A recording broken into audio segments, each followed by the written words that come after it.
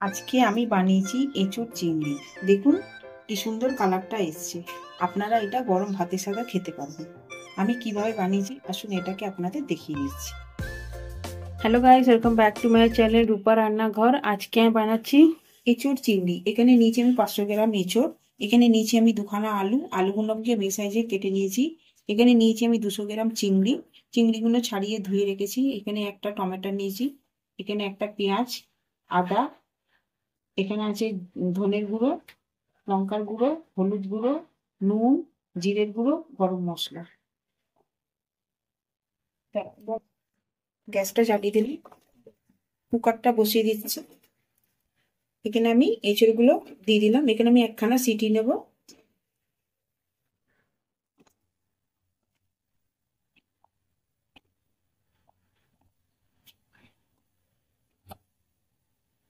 এখানে আমি 1 কাপের মতন জল দিয়ে দিচ্ছি।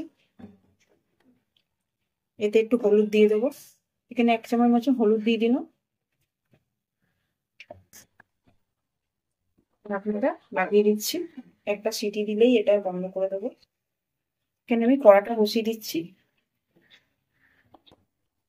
এখানে আমি আলুটা চিংড়ি মাছটা ভেজে নেব যতক্ষণ আমার এঁচোড়টা সেদ্ধ হচ্ছে। এখানে আমি তেলটা দিয়ে দিলাম।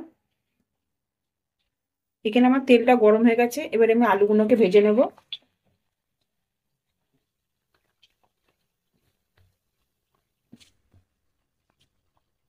আলুগুলো একটু লাল লাল করে ভেজে নেব।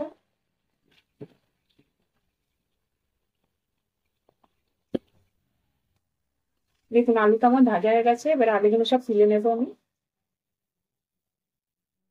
আমি ওই তেলেতেই চিংড়ি মাছগুলোকে ভেজে নেব।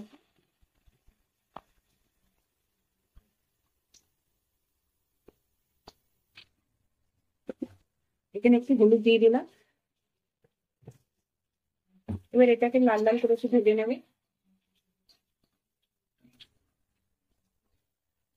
দেখুন চিংড়ি মাছটা আমার এখনো ভাজা হয়নি, আর একটু ভাজা হবে। চিংড়ি মাছটা আমার ভাজা হয়ে গেছে। এবার চিংড়ি মাছটা আমি তুলে নিচ্ছি। আমি ওই তেলেতে গোটা গরম মশলা দিয়ে দিলাম।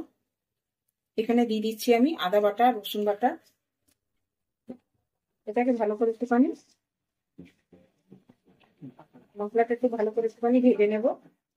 এখানে আমি পেঁয়াজ বাটাটাও দিয়ে দিচ্ছি। এটাও ভালো করে ভেজে নেবে।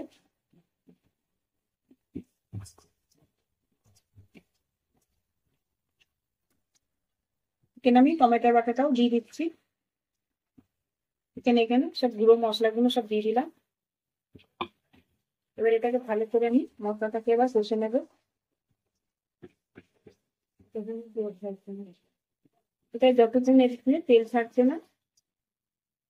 এঁচোড়টা আমার সেদ্ধ হয়ে গেছে। এবার আমি এতে মশলাটা আমার কষা হয়ে গেছে। এবার আমি এতে দিয়ে দিলাম। এটা খুব ভালো করে আবার কষে নেব।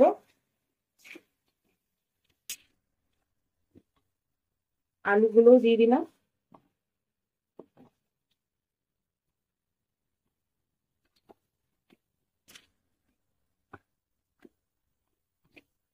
এটাকে ভালো করে কষে এতে এবার আমি জল দিয়ে দিলাম। 1 কাপের মতন জল দিয়ে দিচ্ছি। এটাকে ভালো করে এবার ফুটবে। আমি এটাতে এবার ঢাকনা দিয়ে দেবো। ঢাকনাটা দিয়ে দিলাম 5 মিনিটের জন্য। ঢাকনাটা খুলে দেখে নেব। এখানে আমার আলুটাও সেদ্ধ হয়ে গেছে, আর এঁচোড়টাও আমার সেদ্ধ হয়ে গেছে। এখানে আমি চিংড়ি মাছগুলো দিয়ে দেবো। চিংড়ি মাছগুলো দিয়ে আরো 5 মিনিট আমি রাখবো।